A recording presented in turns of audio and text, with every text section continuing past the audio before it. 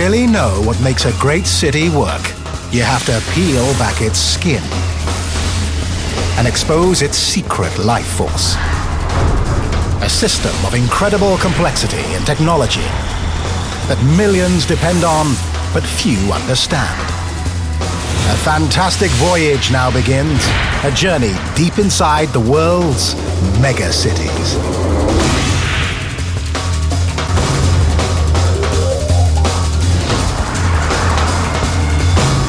It's a dot on the map.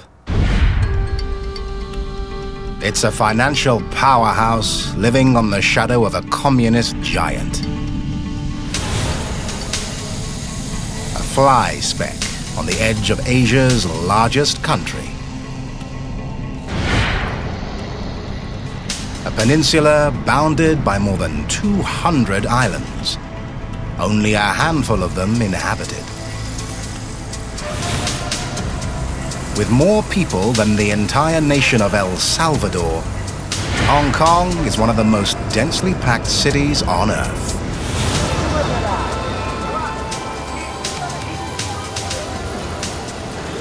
Nearly 7 million people live in an area the size of Tahiti. With real estate scarce, Hong Kong builds wherever it can, on steep hillsides and land reclaimed from the sea. But its true foundation isn't Earth, it's money. Hong Kong has more billionaires per capita than any place on Earth. People here have a knack for making a buck.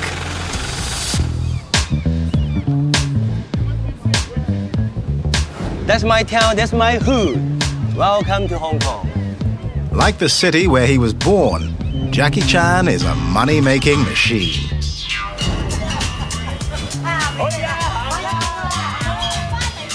He transformed a talent for martial arts into a knockout career as a world-famous movie star. Hi. Now, he's the very face of Hong Kong. I'm the luckiest one. They choose me. They want me to be a tourist ambassador, an Olympic ambassador, everything. Everything they want. Okay, tell Jackie to do it. Everything. Jackie, represent Hong Kong. Jackie's life parallels the city's progress. He's gone from anonymity to celebrity, from poverty to wealth. In Hong Kong, you have to change to survive, and money buys change. Hong Kong is just like a machine, you know, change. I think Hong Kong is the fastest city in the world. When you walk slow, you're behind some other people, then somebody catch you, you're gone, you pass. You have to walk in front of people, then you can success.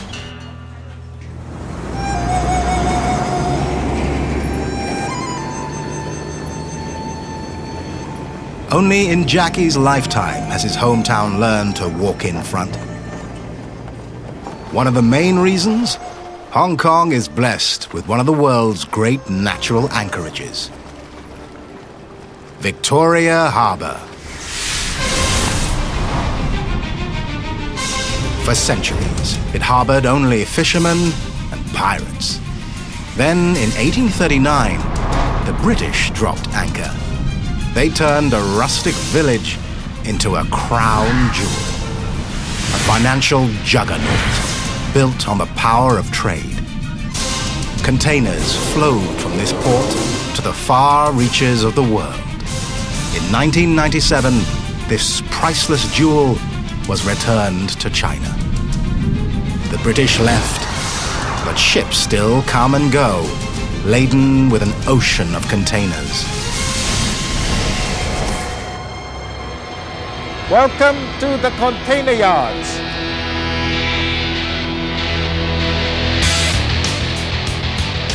Hong Kong is the world's busiest container port. So busy, modern terminal's dockyard never sleeps. 1,200 employees work in round-the-clock shifts, 365 days a year, moving thousands of containers every day. Container cargo is measured in TEUs, or 20 feet equivalent units, the standard unit in the shipping industry.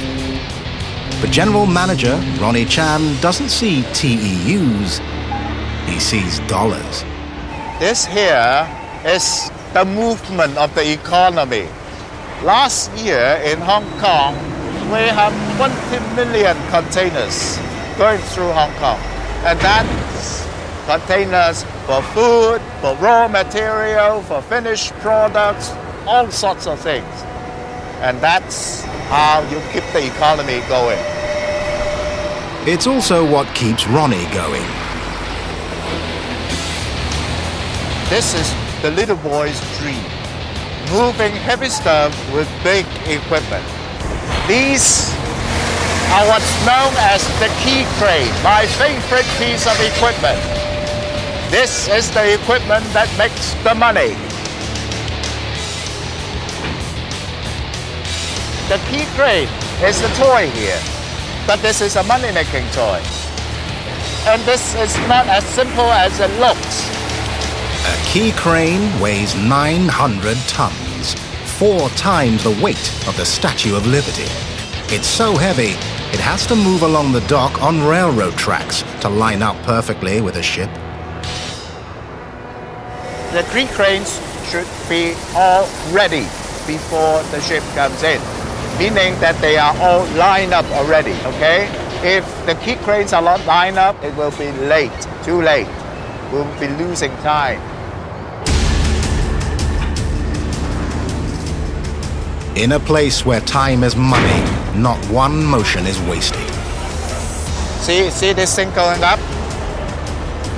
Now he won't pull it all the way up and then move over. Now he can do that, but if he would do that, he would lose a lot of time. So a skilled crane operator will always know what's the safe margin, what's the best way to do it so that he can save the time. And if you time it, the next box coming in would be about 30 seconds. And that is fast. That's efficiency. The faster they move, the faster, well, I hate to say this, the money comes in.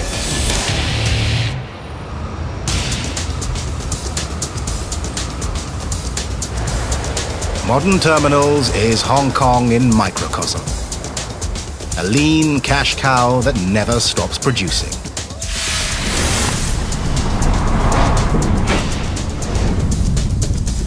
Yet a cruel irony once menaced Hong Kong. A sea change that threatened to dry up the flow of money.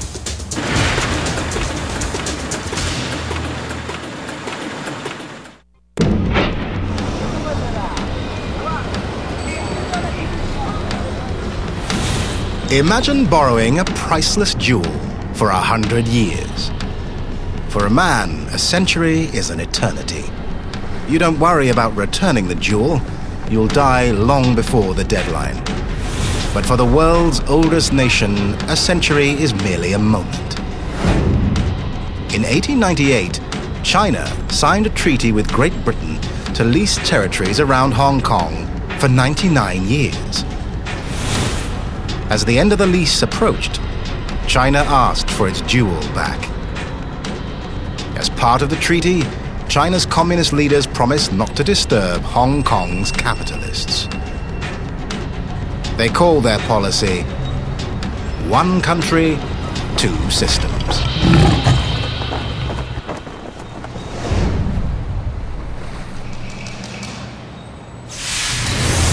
To Hong Kong, it sounded like two systems, one nightmare. Experts forecast disaster. An island of capitalism swallowed by a sea of communists. Financial markets would panic. The stock market would collapse. The shipping trade would dry up.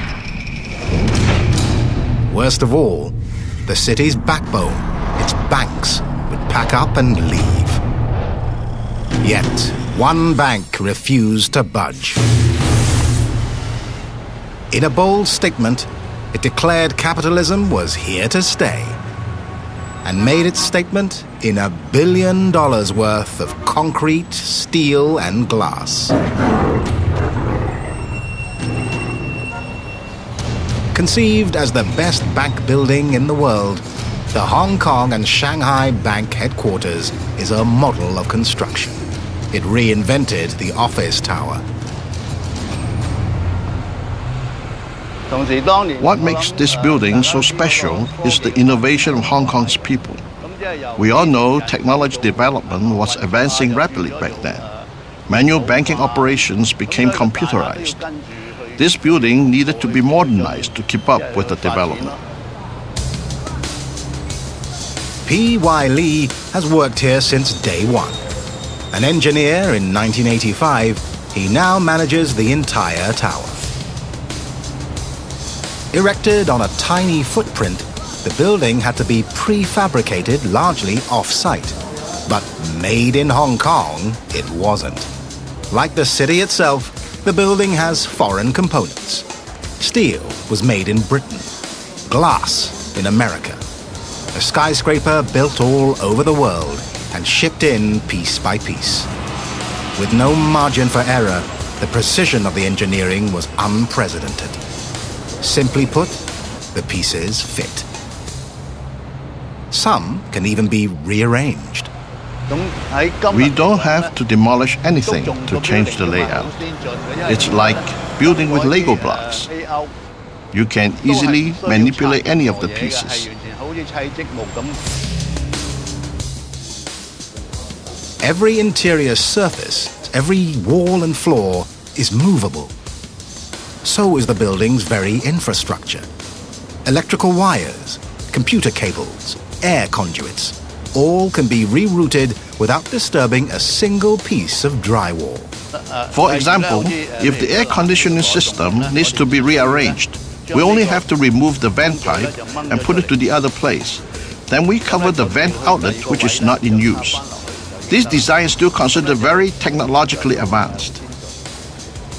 In most buildings, entire floors are occupied by heating and cooling systems. Not here. Instead, those components hang from the building's exoskeleton. In one fell swoop, they can be removed, repaired, or replaced.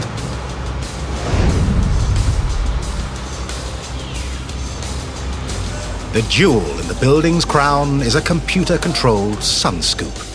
It's made of 480 huge mirrors that can be configured in 20 combinations. The mirrors gather sunlight and reflect it down through an 11-story atrium. By distributing warmth and light throughout the building, it saves thousands of dollars on electric bills. Impressive as the sun scoop is, it's not Mr. Lee's favorite innovation.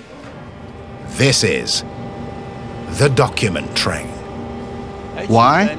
Because it's just like the toy cars we played when we were young. It's a huge toy.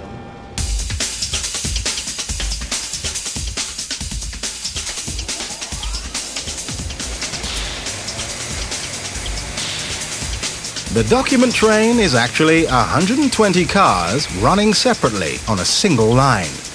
Transfer track allows two approaching cars to pass each other, just like real trains.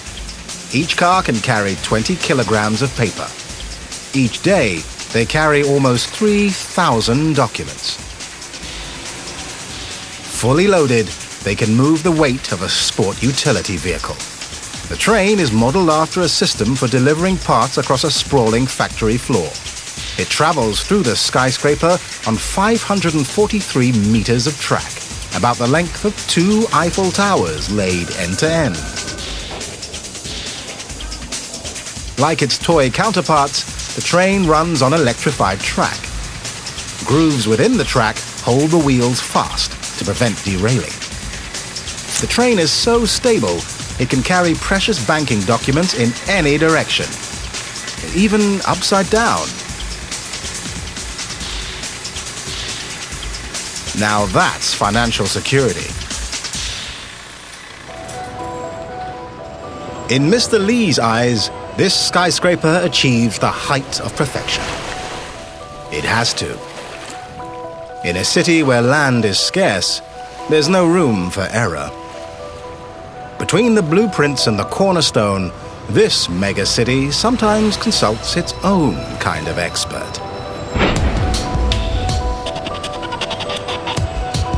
So Man Fong is the quintessential Hong Kong entrepreneur. He uses ancient wisdom to influence modern architecture.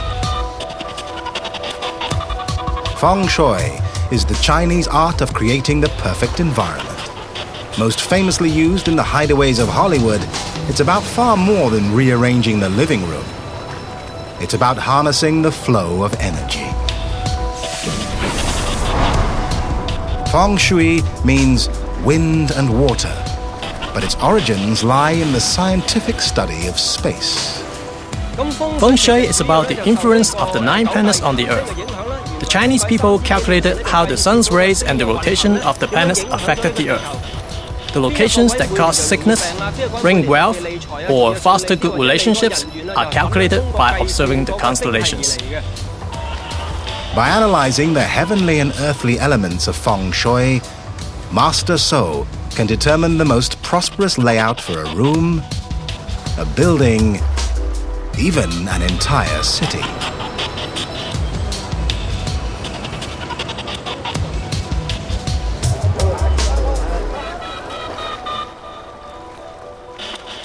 By nature, Hong Kong is blessed with good Feng Shui.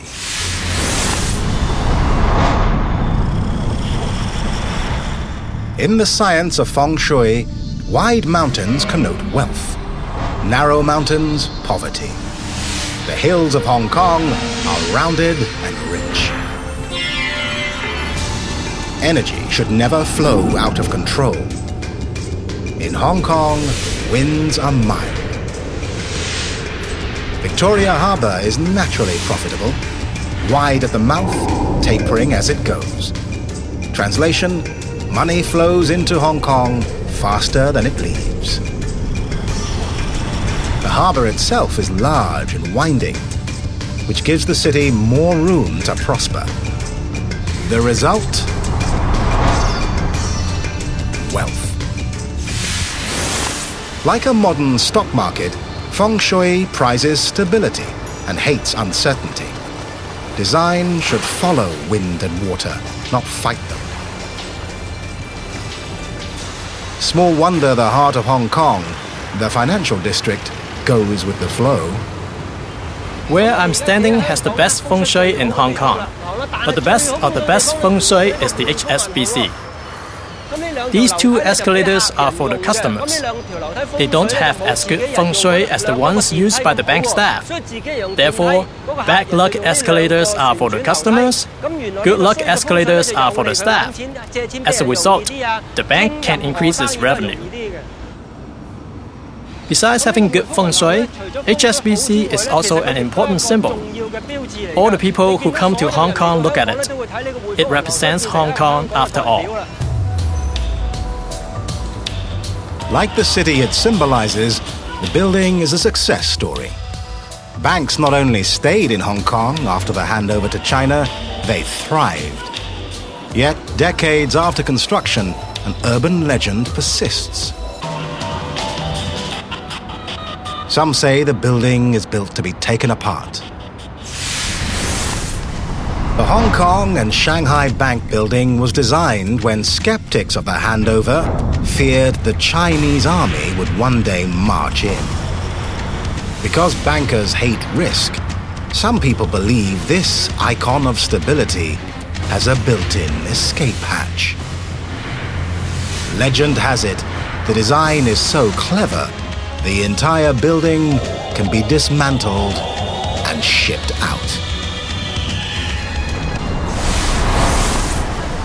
Just in case. In Hong Kong, buildings are so prized because real estate is so scarce. Yet within its finite space, Hong Kong still expands. This megacity builds in all 3 dimensions. Not just on land, but into the sea and toward the sky. And it's worth any risk.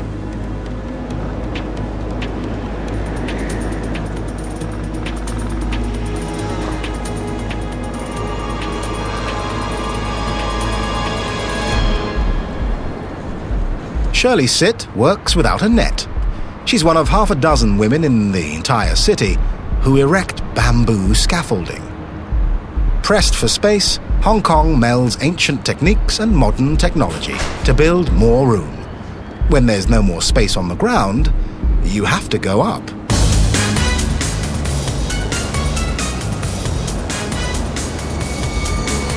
As always here, money is the root of progress. Bamboo isn't just traditional. Bamboo isn't just light. Bamboo is cheap. And like Hong Kong, it's flexible. We use bamboo for construction because of its low cost and high efficiency, and the work can be done very quickly. The whole structure is held together without a single nail or screw. Just plastic ties.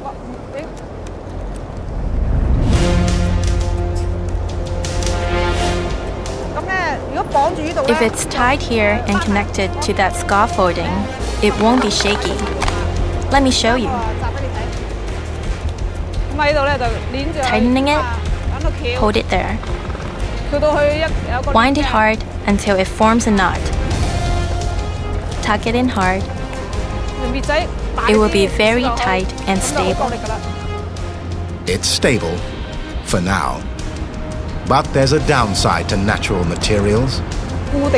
Sometimes the bamboo will be damaged during the rainy season or by strong wind or exposure to the sun. There was one time I dropped a bamboo shoot when I was building a scaffold. It was rotten. I almost fell. Fortunately, I grabbed the scaffolding. Today, Shirley's working on the 60th floor. No safety harness, no trampoline, no parachute. My mentor told me that when I'm on the scaffolding, not to look down. If you look down, you'll be scared. I was quite scared when I first started, but I've been doing it for 8 years now, so I'm not scared anymore.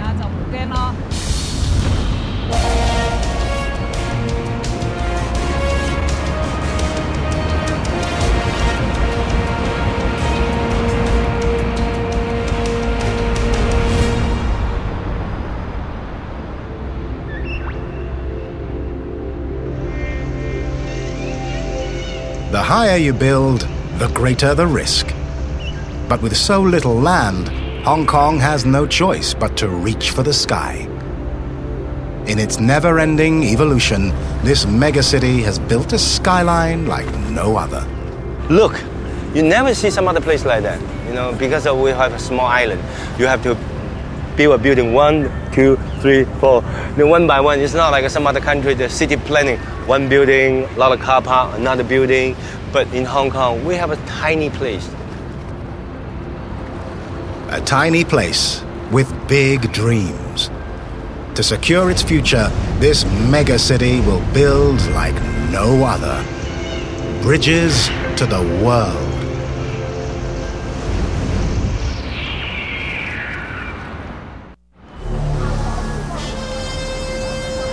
If the Hong Kong and Shanghai Bank building laid the foundation for Hong Kong's future, this is the capstone, the newest tower in the International Finance Center.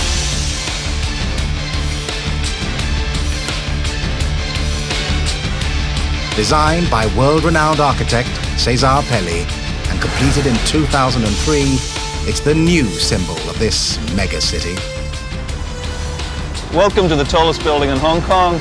This is 2 IFC. I'm the man who built the building, me and about 3,500 other guys. Come and have a look.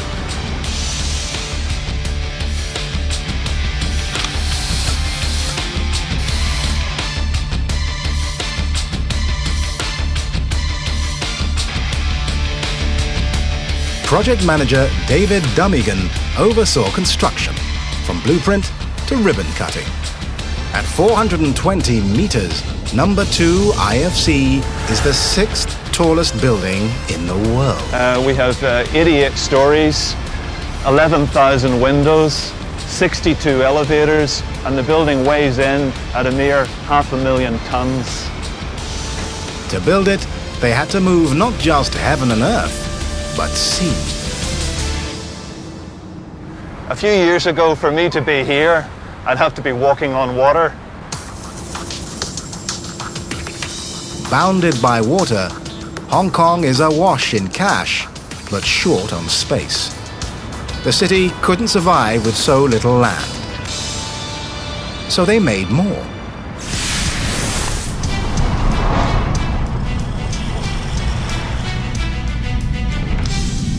It's called land reclamation. First, engineers built a seawall consisting of a rock foundation and concrete blocks lowered into place from barges. Then, they pumped 700,000 truckloads of sand behind the seawall. As the pile of sand grew, the seawater was naturally displaced. Then, nearly one-third that amount of sand and seabed was removed to dig out the 6-level basement, considered the world's largest at the time, and placed the tower on solid bedrock. Total area reclaimed from the sea, 20 hectares, almost half the size of Vatican City. Like Hong Kong itself, the project was a model of efficiency. Number 2, IFC is the heart of a city whose lifeblood is finance. To design the skyscraper, Dummigan and his colleagues studied other great buildings in the world's centers of commerce. The conclusion that we came to then was that the buildings had changed quite significantly. The biggest change? Function, not form. In the era of electronic banking, computer systems should never go down. A power failure could cost a company millions. In 2IFC, we have a dual power supply, power coming in from 2 separate sources. We also have backup generators on 9 mechanical floors distributed throughout the building. Every room is controlled by computers. What's done manually in other buildings happens here automatically. Engineers thought of everything that could go wrong and built accordingly, starting with a space-age command post.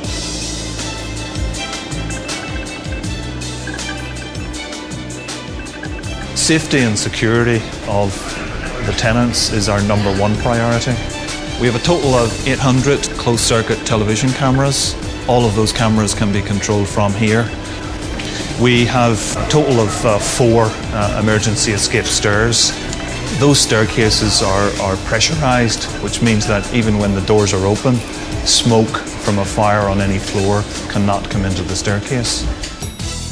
The tower's elevators travel at a brisk 2 floors per second, allowing all 15,000 tenants to be evacuated in just 22 minutes. We didn't make them glass because we were afraid that people would get a little bit queasy travelling up the building at 8 meters a second. They've anticipated threats from both man and nature. Several times a year, Hong Kong is buffeted by typhoons, with winds up to 240 kilometers an hour. The skyscraper's defense? Giant outriggers. The way these outrigger systems work is actually a bit like a skier. If you can imagine, the body of the skier is like the core of the building. The arms of the skier are these great big outrigger trusses, and the poles of the skier are like the mega columns, and that's what stops the building from falling over in wind. With its visionary construction, Number 2 IFC embodies the forward-looking city itself. So does the building's least functional feature.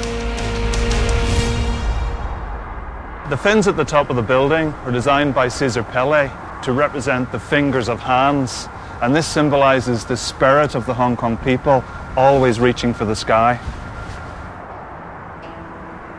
Number 2 IFC also stands for something more tangible: profit. The building was a $3 billion expense, but it's really an investment in this megacity's financial future.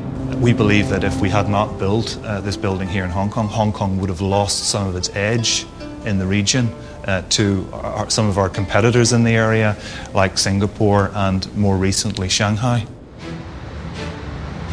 Number 2 IFC was built not just to make money, but to house it.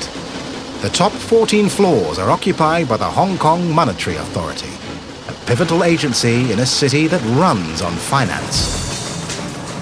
But what truly puts the International in IFC is its link to the outside world. This rail line connects the building to the airport, a straight shot from tower to tarmac. On arrival, visitors can get to the IFC via the express train in 23 minutes flat.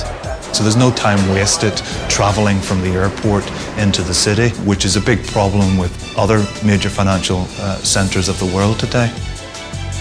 Leaving the IFC, you merge seamlessly into Hong Kong, thanks to a new form of cash that's changing daily life in this mega city. This is my Octopus card, which is the card I use to ride on the subway and travel on the buses and buy stuff in the store. The Octopus is a combination transit pass and debit card. You can use it not only on buses and subways, but in vending machines, drugstores, fast food restaurants, almost any place you'd use cash. The Octopus technology can be embedded in cell phones, watches, or jewelry, giving new meaning to the Midas touch. With the Octopus card, you don't waste time asking the fare, buying a ticket, or fiddling for change. You scan and go.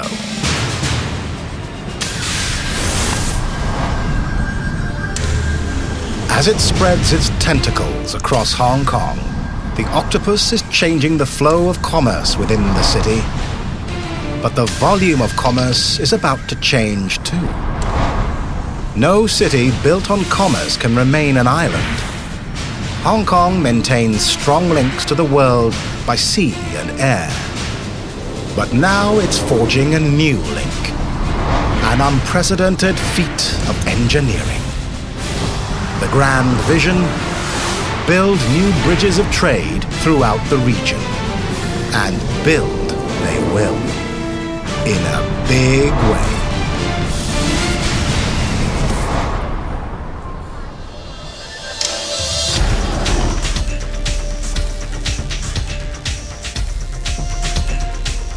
As chairman of the board of the third largest development company in Hong Kong, Sir Gordon Wu has brought modern infrastructure to Southeast Asia. These are the superhighway networks that we do in China. Power stations in the Philippines, power stations in China. Now this Hong Kong billionaire is eyeing development in his own backyard. Every time when I see this town here, I see the opportunities, I see the need for a lot more infrastructure, and yet we still have enormous opportunities ahead of us because of the Chinese economy.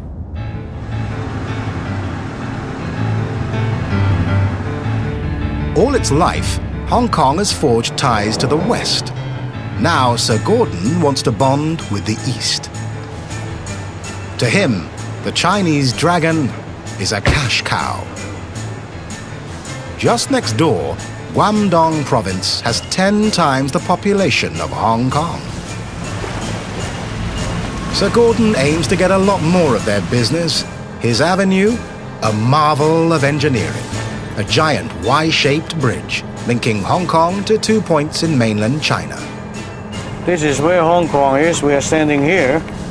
Now, in the last 25 years, the eastern side of the delta has developed enormously. But on this side is still largely less developed as the eastern side. So if we do get a bridge across, what we can do is to help develop the western side, and it'll make it very viable. Sir Gordon got the idea for his Chinese bridge from America. The Chesapeake Bay Bridge Tunnel, a 23-mile span that was voted one of the 7 engineering wonders of the modern world.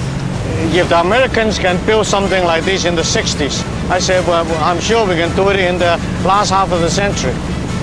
And probably with better technology and probably a shorter time. When he's through, it may be the 8th wonder of the world.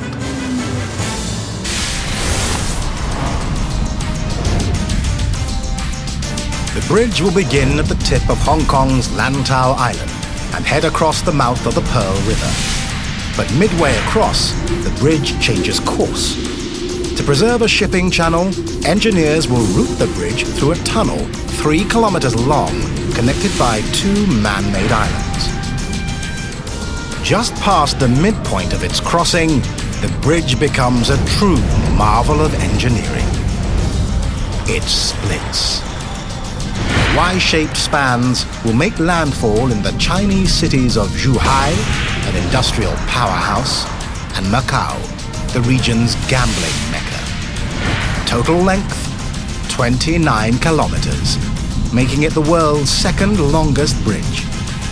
Laid end to end, its sections could span the entire city of Washington, D.C. When complete, it will close the circle of commerce around Hong Kong and make the city a vital link in the region's trade.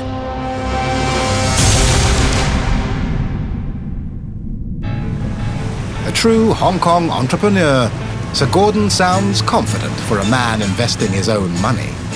You know, life is always taking risks. I mean, even if you're having a meal, you might choke to death. So life is all about risk. But the question is whether it's calculated, whether you have done the sums right, and whether the circumstances are correct.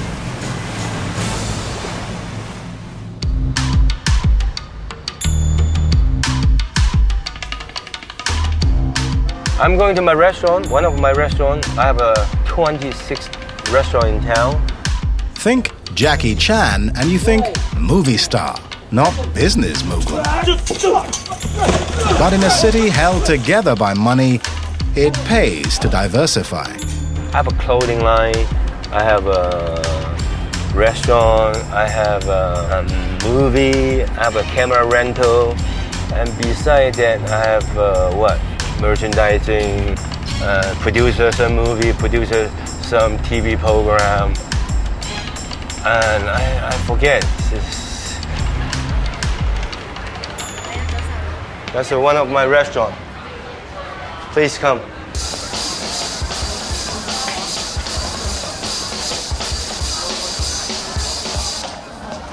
Now just good timing. It's after lunch. It's good. Would you like some dessert? Jackie calls the cuisine fast Japanese seafood.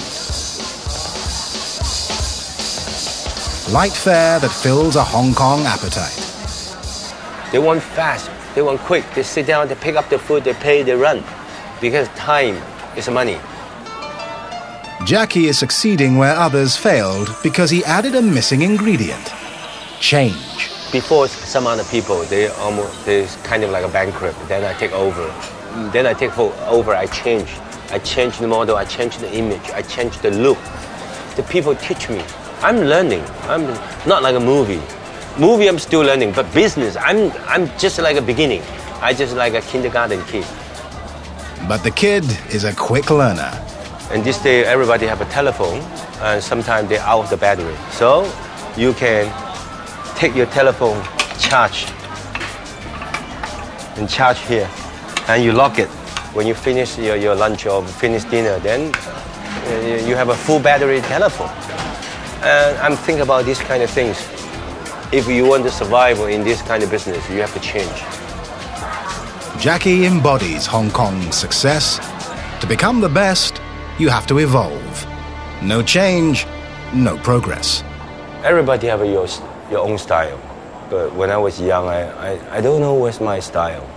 And we always copy some other people. You know, when we watch like Bruce Lee film, the first time making American movie, the director said, "Look, I make you like a Clint Eastwood." And when I make a Hong Kong film, look, you're gonna be a second Bruce Lee. Now, why don't I just use my own personality, my own style, Jackie Chan style? My personality, I want to make fun of people. I like humor. I like to make people smiling. And I just be myself. Then, boom, the movie is just success. Okay, stand by. Ready, roll. And action. To capitalize on his success, Jackie Chan now does more than star in movies. He produces them. His production company is making the martial arts film House of Fury. Cut. Today, director Stephen Fong will shoot a few minutes of film. In all, his movie will take months to produce. Yet Hong Kong filmmaking faces a threat it can't fight its way out of. Within hours of release, the film will be stolen, copied, and illegally sold for a fraction of the price of a ticket or DVD. Well, I think the highest risk definitely is the downloading of like whole movies from the internet. That's the thing we fear most. Pirates, the ancient scourge of Hong Kong, are back. Instead of plying the South China Sea, they roam the city's streets in search of the greatest booty of all, intellectual property. I guess it would be the same in the US where people download music. That's the sum of all fear.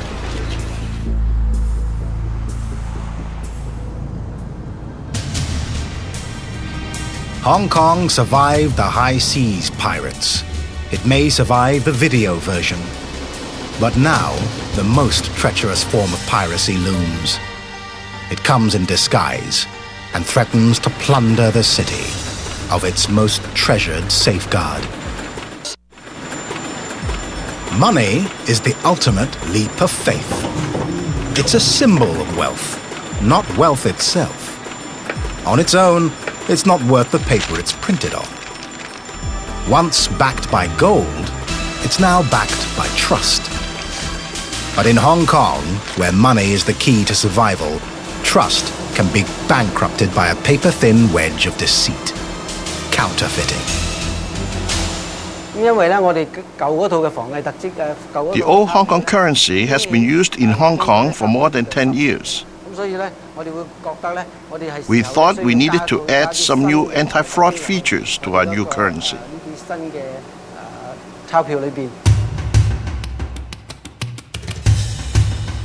Hong Kong is one of the counterfeiting capitals of the world. But now, counterfeiters have to get past Tak Yan Chan, the moneymaker.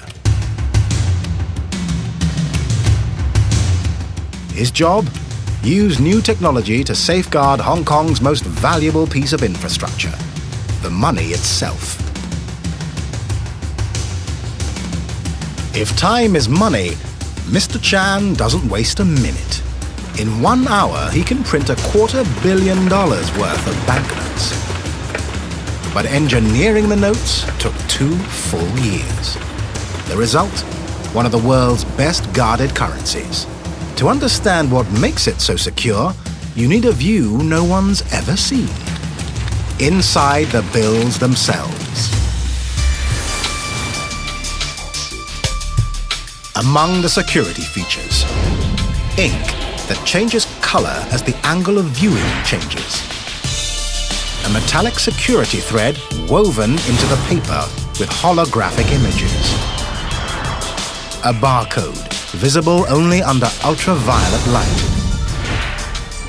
Colored fibers randomly woven into the note, also visible only under ultraviolet light. And an iridescent image that appears when the note is tilted under a bright light. The new banknotes are so sophisticated, it takes 3 different machines to print them. One precisely prints the translucent patterns on both sides of the note at the same time. Another gives the notes their texture. The third silk screens the inks that produce different images under variable lights. All these features make the notes highly anti-fraud. In most countries, the government designs and prints the currency. So it is in China, except for the megacity of Hong Kong. Here, currency is created by the city's 3 largest banks, each with its own design. But one plant prints the notes for all 3 banks, Hong Kong Note Printing Limited. This is the true money machine.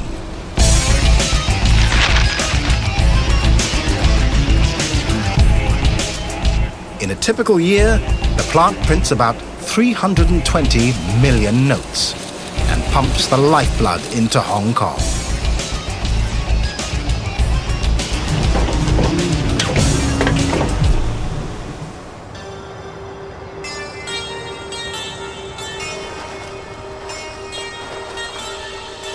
The new banknotes do more than safeguard the money supply. They make a statement about the people who use them.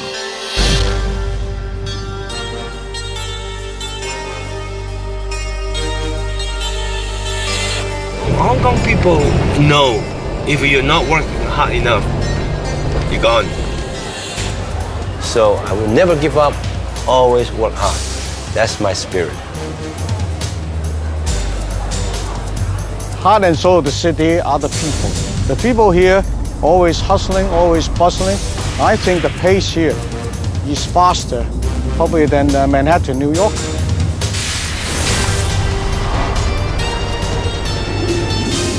In this mega city, money changes everything. Continuous improvement. We are never good enough. Never.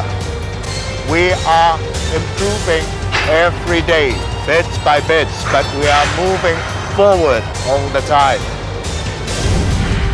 So every generation getting better, better, better, better. That's the Hong Kong spirit. In Hong Kong, the future isn't hard to find. Just follow the money.